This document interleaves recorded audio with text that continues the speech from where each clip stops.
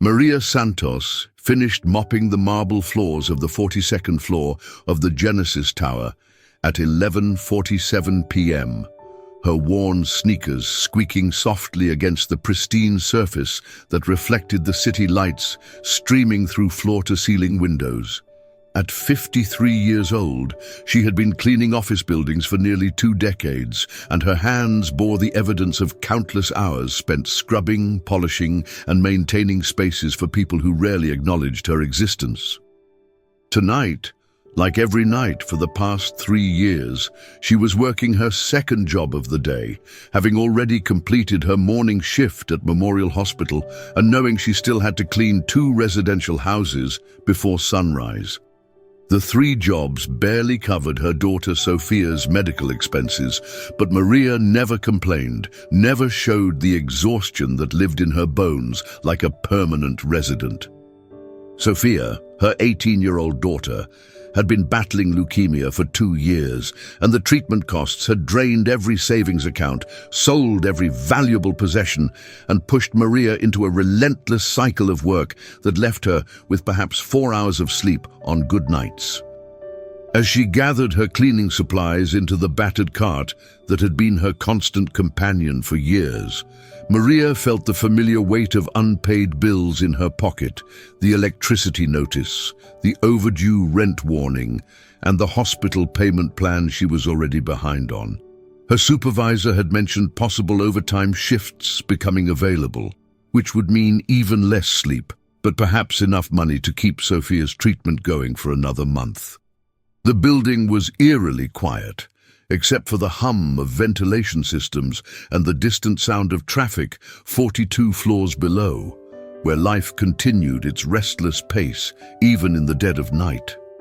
As Maria wheeled her cart toward the service elevator, her mind wandered to Sophia, who was spending another night in the hospital receiving chemotherapy treatment that cost more per session than Maria earned in 2 months. The doctors had been cautiously optimistic about Sophia's recent test results, but the next phase of treatment would require a specialized medication that their insurance only partially covered, leaving a gap of nearly $15,000 that might as well have been $15 million for someone in Maria's financial situation. She had already applied for every assistance program, charity fund, and grant available, but the waiting lists were long and the need was great throughout the city. Sometimes, in her darkest moments during the long night shifts, Maria wondered if she was fighting a losing battle, but then she would remember Sophia's smile, her dreams of becoming a teacher, her unwavering faith that everything would work out somehow. The elevator descended slowly, stopping at various floors where other night shift workers, security guards, maintenance staff, and fellow cleaning crews went about their duties in the shadowy spaces between the daytime world of business and the nighttime world of those who kept it running. Maria exchanged tired nods with Carlos, the security guard who had worked in the building for 15 years and who always asked about Sophia's health with genuine concern. When the elevator reached the ground floor, Maria pushed her cart through the marble lobby, past expensive artwork and designer furniture that cost more than she would earn in several years, heading toward the employee exit that led to the alley behind the building, where she parked her 15-year-old Honda Civic that had over 200,000 miles, but still ran reliably enough to get her between jobs. The November night air bit through Maria's thin jacket as she stepped into the alley behind Genesis Tower, her breath forming small clouds in the freezing temperature that had settled over the city like a blanket of hardship. She was fumbling with her car keys, thinking about the 20-minute drive to her next job at a residential complex in the suburbs, when she noticed a figure huddled against the brick wall near the dumpsters. At first glance, she assumed it was another homeless person seeking shelter from the wind, a sight that had become increasingly common in the city as economic pressures pushed more people onto the streets. But as she moved closer to her car, something about the figure's position made her pause. He wasn't moving, not even the slight adjustments that people make when trying to find a comfortable position on cold concrete. Maria's maternal instincts, honed by years of caring for Sophia and attuned to signs of distress, told her something was wrong. Against her better judgment and the voice in her head that reminded her she was already running late for her next job, she approached the figure cautiously. The man appeared to be in his 40s, with dark hair streaked with premature grey, and clothes that, while dirty and torn, seemed to have once been expensive. His face was pale, his breathing shallow, and when Maria knelt beside him she could see that he was conscious, but clearly in distress. "Sir, are you all right?" she asked softly, her accented English gentle but concerned. The man's eyes focused on her with difficulty, and she could see confusion mixed with what looked like profound sadness. He tried to speak, but could only manage a whisper that she couldn't quite understand, though she caught what sounded like "sorry" repeated several times. Maria's first instinct was to call for help, but when she reached for her phone, the man weakly grabbed her wrist and shook his head, his eyes pleading with her not to involve authorities. She recognized that look. It was the same expression Sophia had worn when she first got sick but was afraid to tell anyone, the look of someone who was suffering but terrified of the consequences of seeking help. "Are you hurt? Do you need a doctor?" Maria asked, but the man just closed his eyes and leaned back against the brick wall, seemingly exhausted by the effort of communication. Maria looked around the empty alley, weighing her options. She could see that he wasn't drunk or high. There was something different about his condition, something that spoke of emotional trauma rather than substance abuse. The temperature was dropping, and she could see that his clothes, while once of good quality, were inadequate for a night like this. Without overthinking the decision, Maria made a choice that would change both their lives forever. She went to her car and retrieved an old blanket she kept in the trunk for emergencies, wrapping it gently around the man's shoulders. "I'll be right back," she told him, though she wasn't sure he was fully conscious. She drove quickly to the 24-hour convenience store 3 blocks away, spending the last $20 in her wallet on a cup of hot coffee, a sandwich, and a package of hand warmers. It was money she had planned to use for gas to get through the rest of the week, but seeing someone in obvious need triggered an automatic response that Maria couldn't ignore, even when it meant financial hardship for herself. When Maria returned to the alley, she found the man in the same position, but shivering violently despite the blanket. She helped him sip the hot coffee slowly, watching as some color returned to his face and his breathing became more regular. The sandwich took longer. He seemed to have trouble swallowing at first, as if he hadn't eaten in days, but gradually he managed to consume about half of it. As the hand warmers began to work and the hot food settled in his stomach, the man became more alert, though he still seemed reluctant or unable to speak much. "What's your name?" Maria asked gently, settling beside him on the cold concrete, despite the fact that she was now seriously late for her next job. "David," he whispered, his voice hoarse and barely audible. "Thank you." Maria introduced herself and explained that she worked in the building, that she had to leave for another job, but would check on him when she returned in a few hours. But as she looked at David huddled against the wall, she realized she couldn't leave him there in good conscience.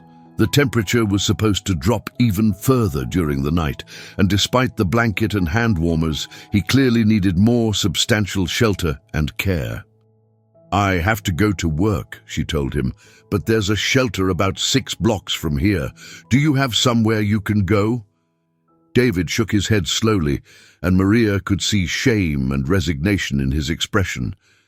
Against every practical consideration, against the voice in her head that reminded her of her own precarious situation, Maria made another decision that defied logic but felt absolutely right in her heart.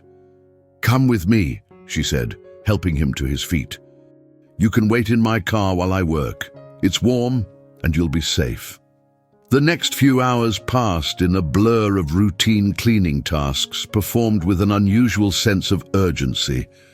Maria worked faster than usual, checking on David frequently through the windows of the houses she cleaned. He slept fitfully in the passenger seat of her car, and she could see that even in sleep, his face carried an expression of deep sadness that went beyond physical discomfort. During her break between the second and third houses, she sat in the car with him, sharing the thermos of coffee she had brought from home and learning fragments of his story. David spoke in disconnected pieces, as if the act of forming complete sentences required more energy than he possessed. But gradually, Maria understood that he had lost his family in some kind of accident and had been living on the streets by choice, unable or unwilling to return to his previous life. "I had everything," he whispered at one point, staring out at the pre-dawn darkness. "Big house, successful business, people who worked for me. None of it mattered when they were gone." Maria recognized the hollow sound in his voice. It was the same tone Sophia had used when she first received her diagnosis, the sound of someone whose world had fundamentally shifted in a way that made everything else seem meaningless.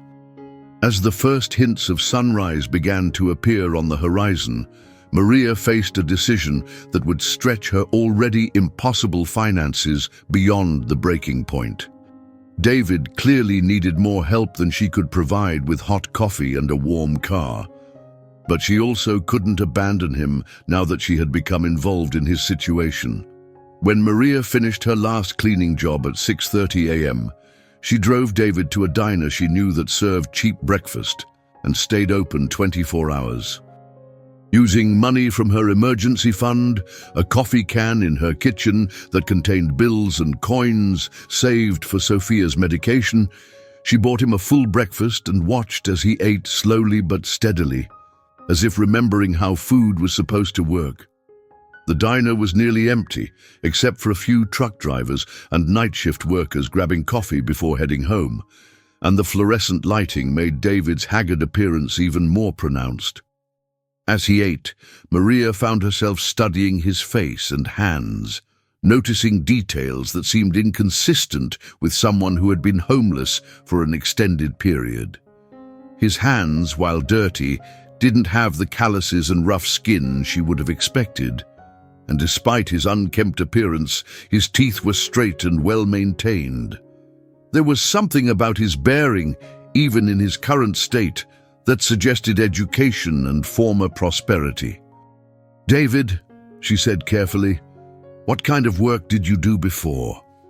He looked up from his eggs, and for a moment she saw a flicker of the person he had been before tragedy reshaped his life. "I built things," he said simply. "Companies, technologies, things that were supposed to make the world better."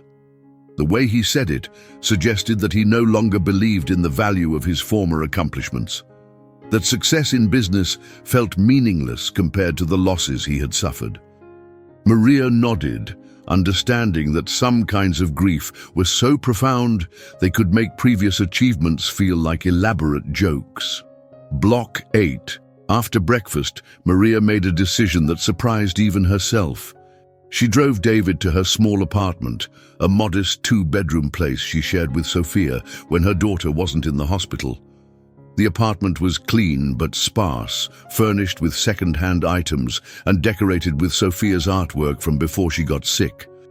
Maria showed David to the bathroom, giving him clean towels and some clothes that had belonged to her late ex-husband, telling him he could shower and rest on the couch while she got a few hours of sleep before her afternoon shift at the hospital. "Why are you doing this?" David asked, and Maria could hear genuine puzzlement in his voice, as if kindness from strangers was something he had forgotten existed. "Because someone needs to," Maria replied simply, "and because I'd want someone to help Sophia if she was alone and scared." She didn't mention that helping him was stretching her resources to the breaking point, that the money she had spent on food and gas would have to come from somewhere else in her already tight budget. After David showered and changed clothes, he looked more like the successful businessman he claimed to have been, though the sadness in his eyes remained unchanged. Maria gave him a spare key and told him he could stay for a few days while he figured out his next steps, though she warned him that Sophia would be coming home from the hospital soon and space would be tight. That afternoon, as Maria worked her shift at the hospital, she found herself thinking about David and wondering if she had made a mistake bringing a stranger into her home.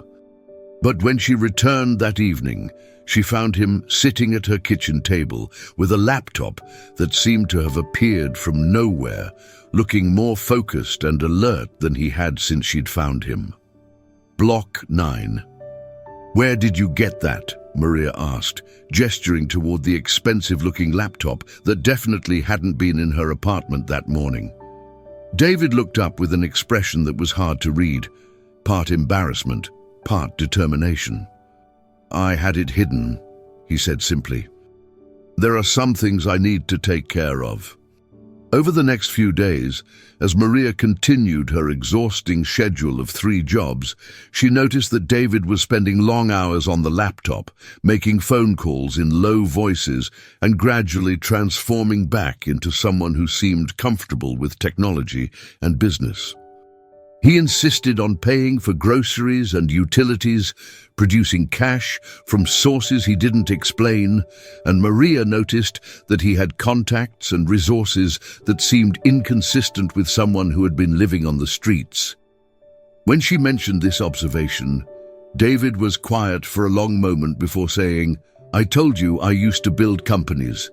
I never said I had lost everything, just that I stopped caring about it." The revelation was puzzling, but Maria was too exhausted and too worried about Sophia's upcoming medical bills to probe deeper into David's background. Sophia was scheduled to come home for a weekend visit, and Maria was nervous about how her daughter would react to having a stranger in their apartment, especially one whose story seemed to have significant gaps and inconsistencies. Block 10.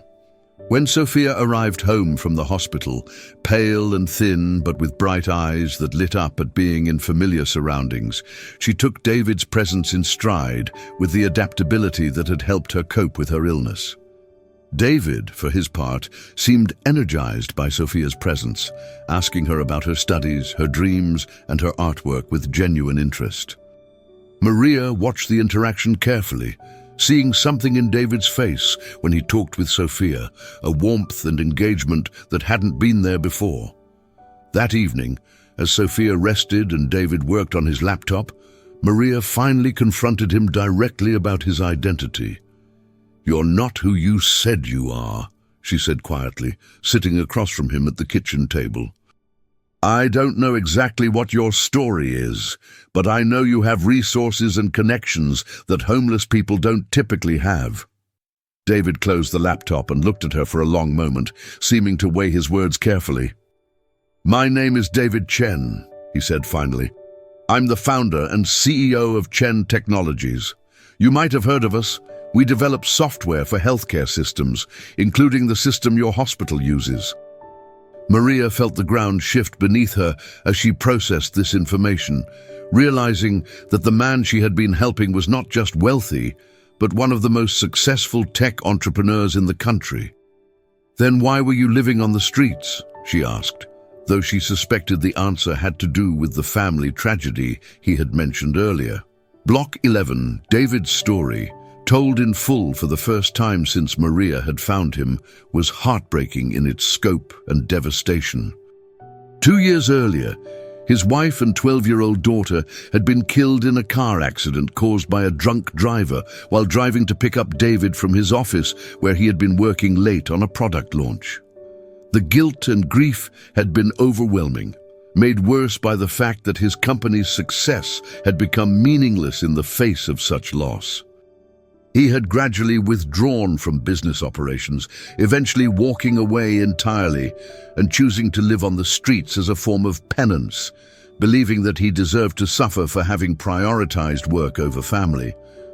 "I had everything that was supposed to matter," he explained, "but I was always at the office, always chasing the next breakthrough, the next round of funding, the next product launch. They died coming to get me because I couldn't even drive myself home. Maria listened without judgment, recognizing the familiar weight of survivors' guilt and the way grief could make people punish themselves for circumstances beyond their control.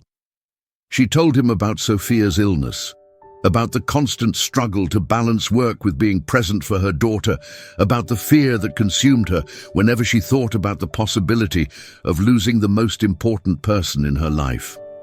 "The difference is," she said gently, "you're still here. You still have a chance to honor their memory by doing something meaningful with your life." Block 12. The conversation that night marked a turning point for both of them. David began to see his wealth and business skills not as symbols of his failure as a husband and father, but as tools that could be used to help people like Maria and Sophia. Over the following days, he made discreet inquiries about Sophia's medical situation, learning about the costs of her treatment and the experimental therapy that offered the best hope for long-term remission, but was far beyond Maria's financial reach. Without telling Maria, he contacted the hospital's billing department and the pharmaceutical company that manufactured Sophia's medication, using his connections and resources to arrange full coverage for all current and future treatment costs. When Maria received the call from the hospital, informing her that an anonymous donor had established a medical fund in Sophia's name, she immediately suspected David's involvement. "Why would you do this?" she asked him that evening, tears streaming down her face as she held the letter confirming that Sophia's treatment was fully funded. "Because you helped a stranger when you had every reason not to," David replied. "Because you showed me that kindness still exists in the world, and because Sophia deserves a chance to become the teacher she wants to be." But David's gesture went far beyond just covering Sophia's medical expenses.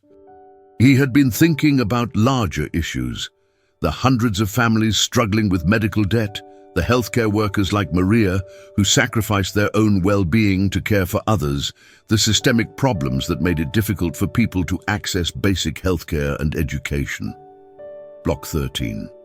6 months later, Maria stood in the gleaming conference room of Chen Technologies, wearing a new dress and holding a folder containing documents that would change her life forever. David, clean-shaven and back in his element, but somehow fundamentally different from the driven businessman he had been before the tragedy, sat across from her with a team of lawyers and financial advisors. "The Maria Santos Foundation," he explained, "will focus on providing healthcare assistance and educational scholarships for families dealing with serious medical issues. You'll serve as the executive director, drawing on your experience and understanding of what these families really need." The foundation was being funded with $50 million from David's personal wealth, with plans to grow as other donors joined the effort. Maria would receive a salary that was more than she had earned in her previous 3 jobs combined, plus benefits and resources to help other families navigate the complex world of medical treatment and financial assistance. Sophia, who had responded remarkably well to her treatment and was now in remission, had been awarded a full scholarship to study education at the university of her choice. But perhaps the most meaningful aspect of the arrangement was that David had found a way to honor his wife and daughter's memory while giving Maria and Sophia a chance to build a future free from the constant stress of financial survival. As Maria signed the documents that would make her the director of a foundation dedicated to helping families like her own, she thought about the night she had found David collapsed in an alley and made a simple choice to help someone in need. She had given him $20 and a blanket, and in return, he was giving her and hundreds of other families a chance at hope. The universe, it seemed, had its own way of rewarding kindness, often in ways far beyond what anyone could imagine or expect.